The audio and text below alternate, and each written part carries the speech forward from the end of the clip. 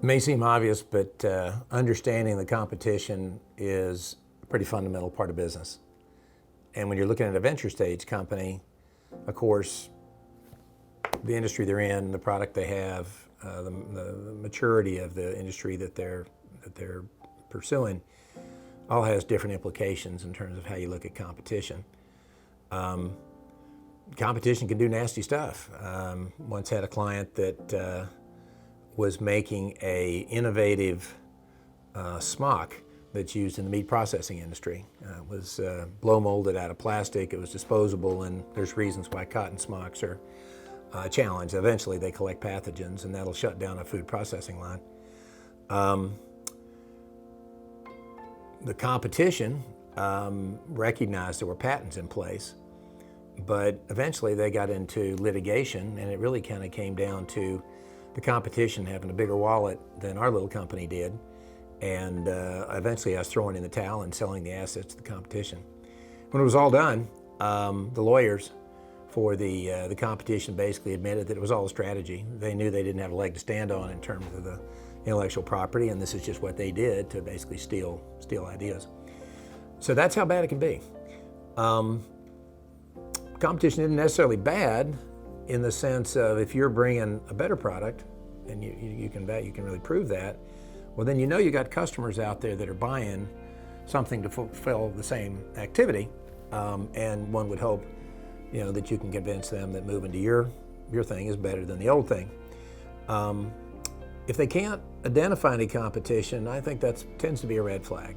It's a big world out there. I can tell you in the world of deeper life science, from my not so scientific research, but what experience I've got in it, there's probably a dozen or more labs around the planet that are studying everything from fetal cell separation in a pregnant woman to I don't know what, to some sort of marker for mutated cells that correlate to cancer. And so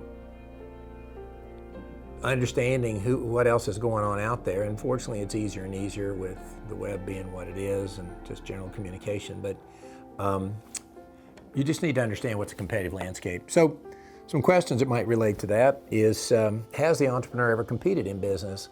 I know time and time again in this series we talk about where's the entrepreneur coming from, but you better have a competitive streak in you if you're going to be in business. If they haven't gone head to head and competed, bare knuckle in business, then that's just something worth knowing, to know if they've got the fire in the belly to see it through. Sometimes co-opetition makes sense. So you can have multiple parties who, they're competing, but they're competing in a way where 1 and 1 is 3. And it's not necessarily a monopoly or an oligopoly. There are scenarios to look for. And I guess lastly is, when you step into the ecosystem, are you competing just against someone who has a side-by-side product to yours?